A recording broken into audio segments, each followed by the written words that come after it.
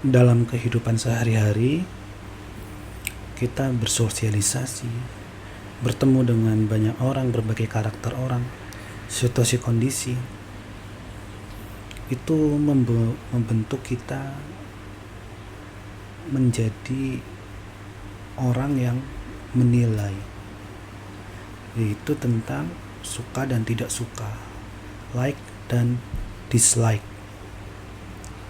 Itu sesuatu yang wajar, hal alami lah yang dialami manusia gitu. Kita seringkali berjumpa dengan orang yang tidak kita suka, tidak sesuai selera kita ibaratnya, entah cara ngomongnya, perilakunya, atau apapun lah, berbagai alasan lah, sampai kita memutuskan atau memiliki perasaan suka ataupun yang tidak suka. Banyak alasannya. Dan sebenarnya kita menyukai orang dan tidak menyukai orang itu kita bentuk dari kecil, dibentuk oleh lingkungan, keluarga, tatanan moral itu ya. Dan memang alami, sesuatu yang alami yang muncul di dalam diri. Kalau dalam bahasa lainnya ada sebut kodrat dosa gitu ya. Ada anak kecil dia nggak diajari cara nyuri, nggak diajari berantem, nggak diajari membenci orang, tiba-tiba dia bisa memukul temennya, mencuri, berantem, membenci. Padahal secara keluarga sama ayah ibunya, orang tuanya nggak dididik seperti itu, tapi itu muncul secara alami. Itu kalau dalam bahasa lain saya ambil dari pandangan lain atau pandangan yang pernah aku dapat, itu disebut kodrat dosa. Jadi natural sesuatu yang dosa lah, kodrat dosa ya, hakikat dosa gitu. Nah itulah intinya.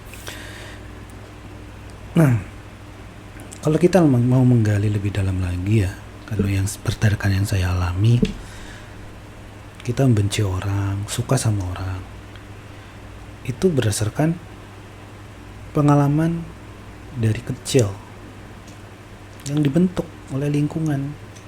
Kayak misalnya orang yang seperti ini nyebelin nih, orang yang ngomongnya cerewet itu nyebelin, itu dibawa sampai besar.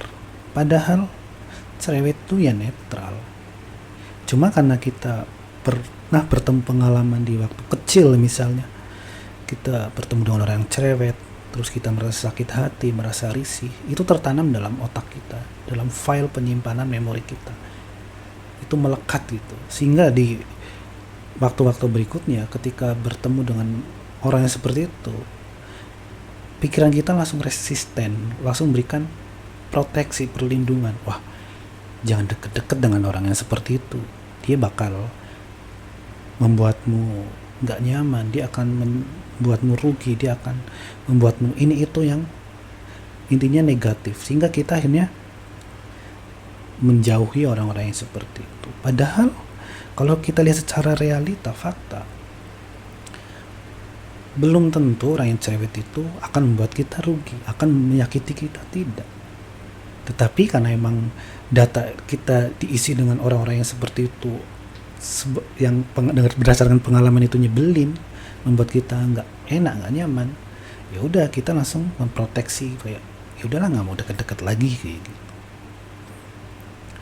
Terus juga selain itu, begitupun kalau sebaliknya, kalau kita menyukai orang gitu, wah orang yang seperti ini membuat nyaman, membuat ini itu yang positif, sehingga ketika seiring berjalan waktu bertemu dengan orang seperti itu, langsung wah aku suka orang seperti ini nih. Disadari atau tidak, langsung ketemu, wah dia orangnya asik sih, dia diajak ngobrol oke. Padahal kita belum mengenal lebih jauh detailnya seperti apa. Bisa saja kita tertipu, ya kan, bisa saja kita dirugikan gitu. karena kita hanya menilai dari luar.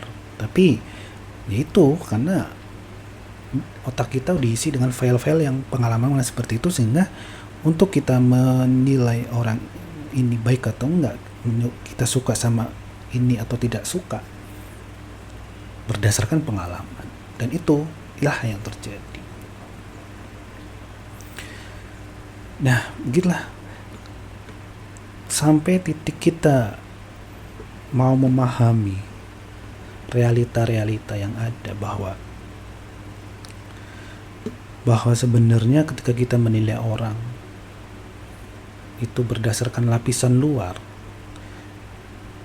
itu kita nggak melihat secara seluruhnya. Kita melihat orang itu, wah baik ya, dia orangnya ini itu, tapi kita nggak menggali lebih dalam. Kita nggak hidup selama 24 jam dengan dia, kita nggak tahu filosofi hidupnya, mindsetnya seperti apa. Ya kita akhirnya menjadi hakim-hakim yang menyimpulkan berdasarkan apa yang kita lihat, yang sebagian itu gitu, nggak sepenuhnya gitu.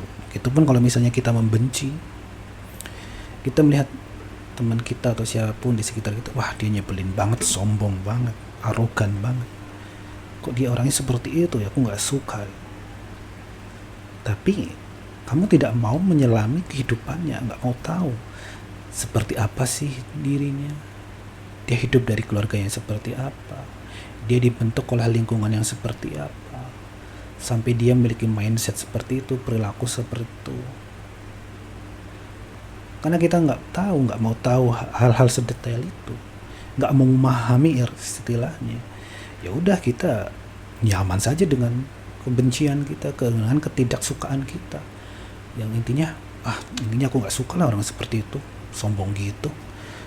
Padahal kita nggak tahu kedalaman hatinya seperti apa, kedalam hidupnya seperti apa. Kalau kita tahu cerita hidupnya 100% full gitu, seperti apa hidupnya, kita akan menjadi orang yang memahami. Kita akan menjadi orang yang, oh aku ngerti kenapa dia seperti itu. Bukan berarti kita harus menyukai semua orang, bukan. Kita namanya manusia sebagai makhluk hidup yang memiliki emosi, kita suka dan tidak suka itu sesuatu yang wajar. Tetapi minimal kalau kita memahami orang lain, kita tidak melekat kepada kebencian, tidak melekat kepada rasa suka yang berlebihan gitu. Ketika kita bertemu dengan orang yang tidak kita sukai, ya udah kita cukup, oh ada emosi yang aku tidak suka, ada perasaan aku tidak menyukai dia, cukup amati aja, nggak usah melekat, nggak usah menganalisis dia orangnya ini itu yang belum tentu benar. Itu malah menjadi beban gitu. Ya udah, ketika kamu bertemu orang yang tidak disuka, dia menurut perasaanmu dia nyebelin ini itu, ya udah cukup amati aja. Kamu jangan tenggelam dalam larut dalam perasaan-perasaan seperti itu. Ya udah, ada muncul, udah lepaskan gitu aja. Kan kita juga nggak tahu kan full hidupnya seperti apa, kenapa dia seperti ini seperti itu.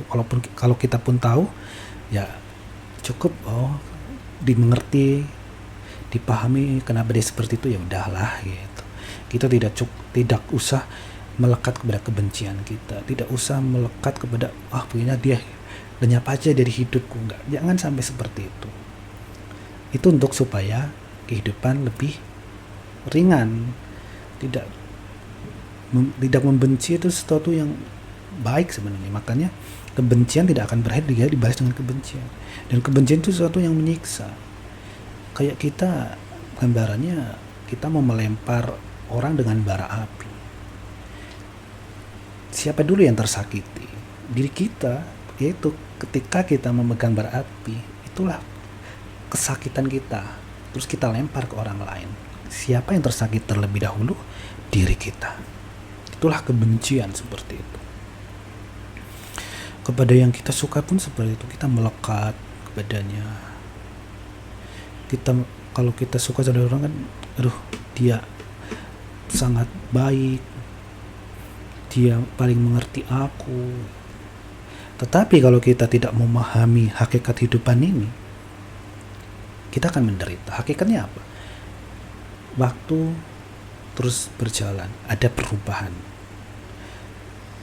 sikap dia, ataupun walaupun dia sikapnya sama, akan ada perubahan terhadap pertemuan dan perpisahan. Itulah, kita akan berpisah dengan apa yang kita cintai, yang kita sayang.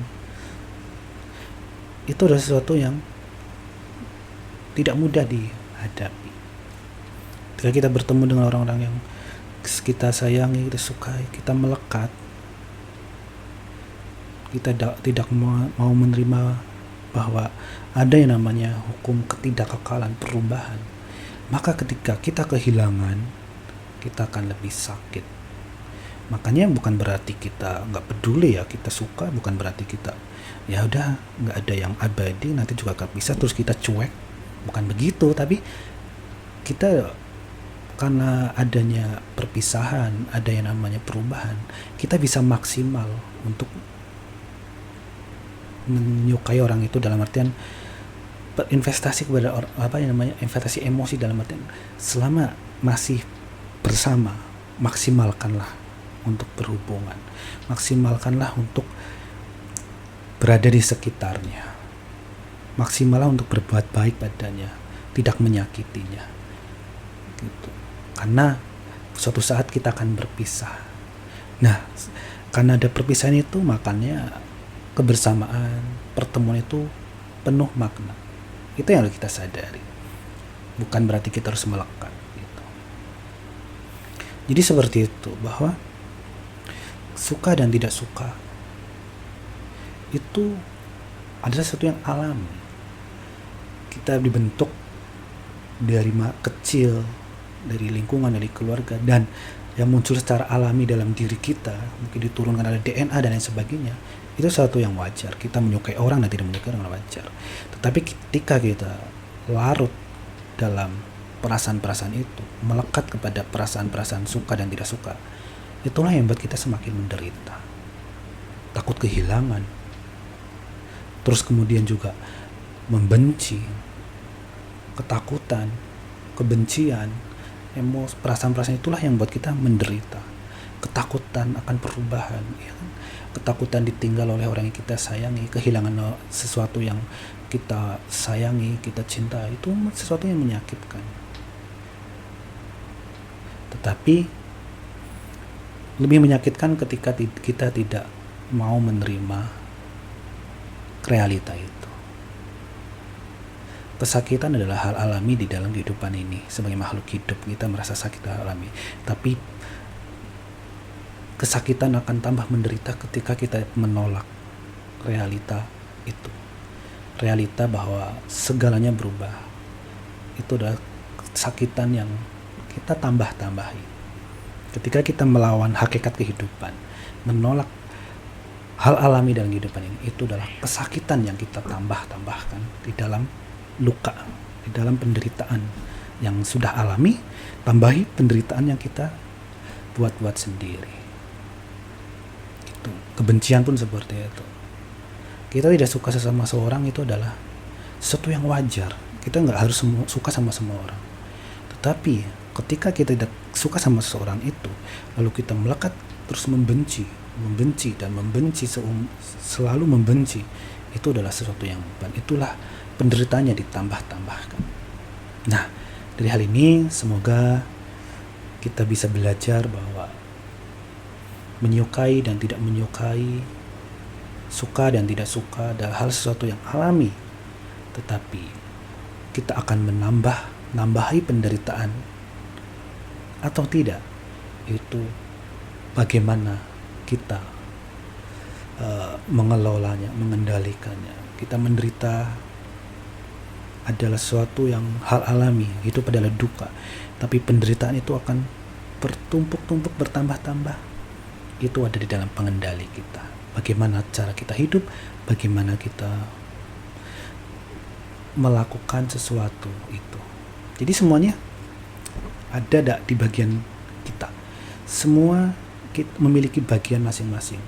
Ada yang alami, yang itu memang sudah kodratnya seperti itu. Ada bagian kita yang memang harus kita ubah, kita bentuk, kita ciptakan seperti itu. Semoga ini bisa dipahami. Terima kasih. Thank you.